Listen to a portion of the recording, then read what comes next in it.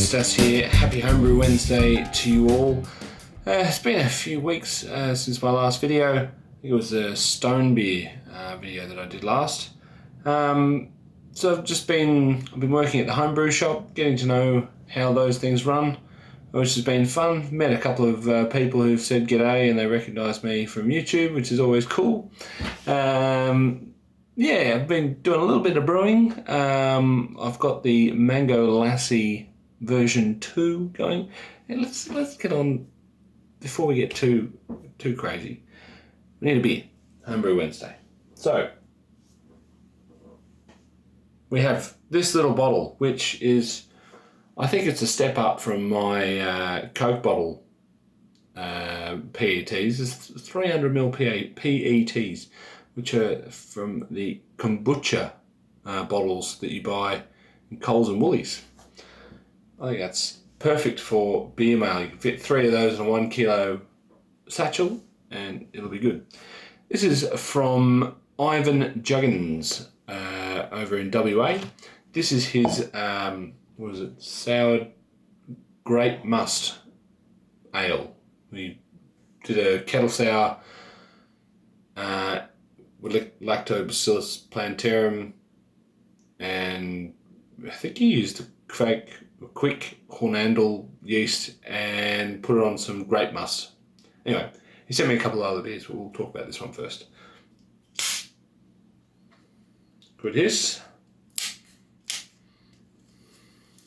So I'm not quite sure what to expect with this one. Don't think I've ever had a beer with grape must. Actually, I lie.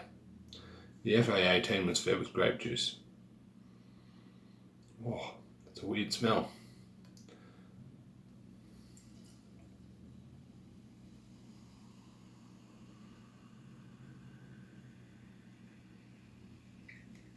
Now, it's been a while since I watched Ivan's video, but he did say that the Hornandel quick yeast was throwing some weird smells, and yeah, I wasn't quite sure whether I made a comment about I wasn't quite sure if he was happy with it or not. So anyway, he decided to send me this beer as well as his version of the Anzac Ale. I could finally do the side-by-side tastings. And he also sent me his blackberry sour ale. You can look at that label, pretty cool. Anyway, back to the sour grape must ale. Nice, kind of a bright orange colour. Can you see that in the video?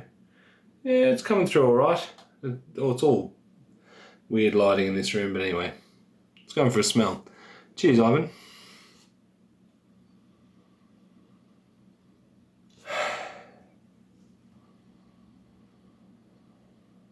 Yeah, that's a very interesting sour smell.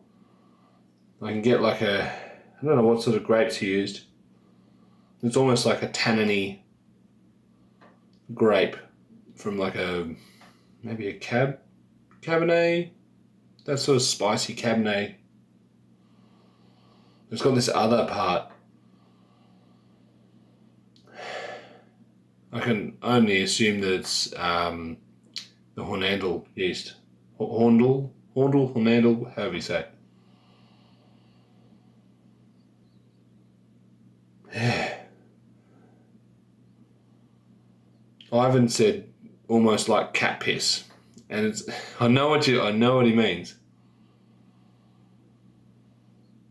but it's I wouldn't say cat piss, but it is very pungent, like tropical fruit but mixed with something.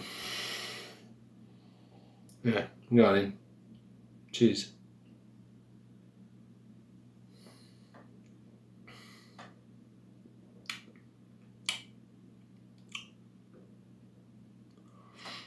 You get that, sourness comes at the back. You get that sort of funky, almost like a Brettanomyces funk at the back end.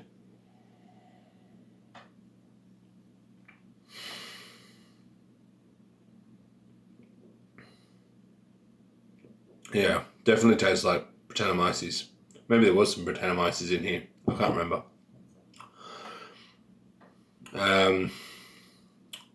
It's got this weird, not weird, but weird for the style of beer. It's almost like a slight sweet note at the back, like maybe like corn sweetness or something.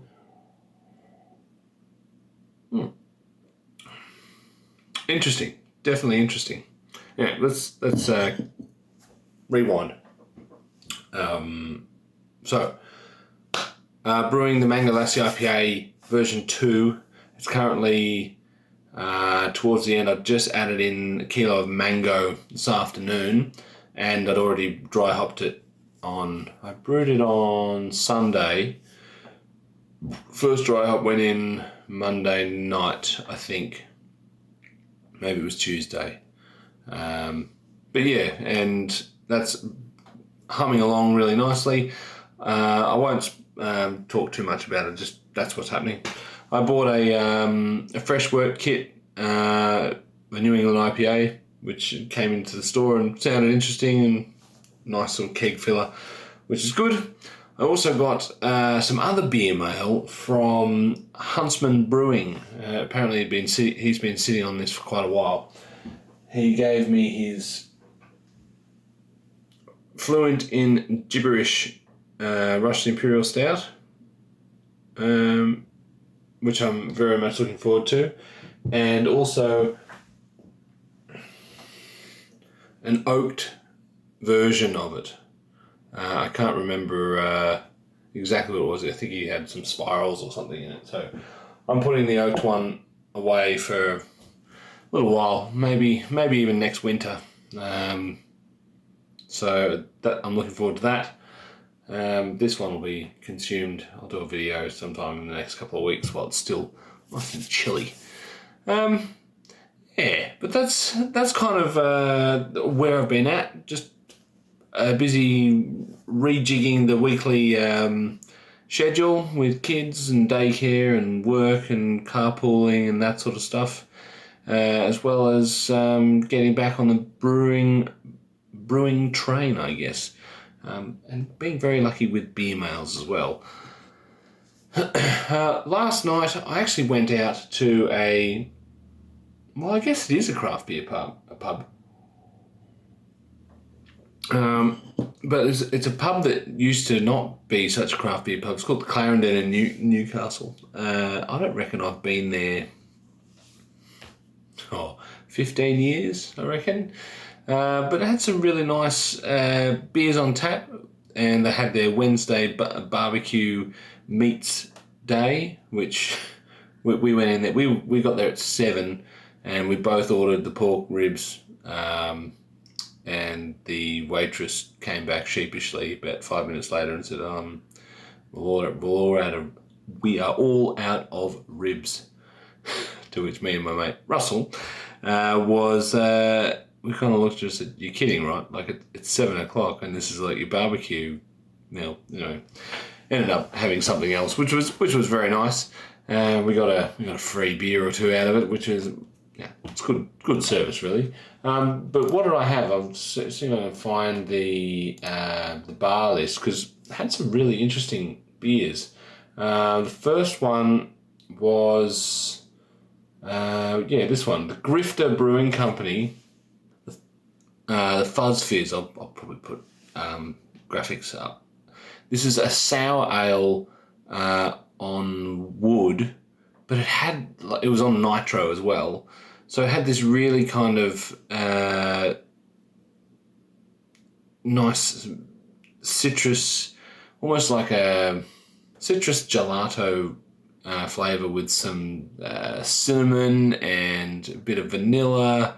I'm guessing that's from the oak. It was really an interesting take on a sour beer, unlike any that I've had before. So if you see it, I recommend giving it a go. We then moved on to the Sierra Nevada Hazy Little Thing IPA, 6.7%. That was very nice. Then I tried the Three Ravens Choc Mint Shake IPA. Now this for me was very nice beer. I wasn't sure if they used mint extract or they were using one of the newer varieties which gives off a real mint aroma flavour. It did give off a real big mint aroma and flavour, but for me it wasn't bitter enough to be an IPA. And if you're going for a New England IPA, it had sort of, I don't know, wasn't the chocolate and the mint just didn't really quite say IPA to me, and it wasn't chocolatey enough to be. It could have been a really nice choc mint porter or stout if it would have been just a little bit more chocolatey. But I guess, you got to find your niche somewhere. But yeah, that was an interesting beer as well. And then we had, what was it? The 6 Point Brewery. Oh yeah, the barrel aged 4 beans coffee stout thing. I think it was 11% or 12, 10 or 11%. I only had a midi of it because, you don't need a whole schooner of that. That was a really intense beer, really nice, sort of chocolate, bourbon notes. Coffee came through, it was quite dry for how it wasn't like a big, rich, sweet stout. And then just for gits and jiggles, I decided to finish on a Jedi Juice because I'd been chatting to the chick behind the bar and she was saying that she'd never tried a Jedi Juice. And I'm going to brew it very soon. I've got everything ready to go and just need to find time in my brew schedule to get it done. So I ended up on that. And to be honest, when I first had it, probably close to 2 years ago, that beer was... I remember it making a big impression on me, but the last couple of times I've had it over the last maybe 4 months or so, I wouldn't say I'm disappointed with it, but it tastes different to what I remember. Maybe my palate's changed, or maybe the recipe's been tweaked. I don't quite know, but I'm hoping that my version is going to come up a little bit more like I remember it rather than what my latest experience is. Anyway, wow, 13 minutes of waffle. But anyway, Russell, if you're watching this, it was great to hang out with you and catch up, mate. And I look forward to doing it again. And who would have thought that it'd be at the Clarendon Hotel in Newcastle, of all places? But yeah, I think I'm going to stop taking up any more of your time, and I'm going to enjoy the rest of this very, very puzzling beer. I can honestly say it's unlike any other beer that I've tasted. Anyway, I hope you're having a great week.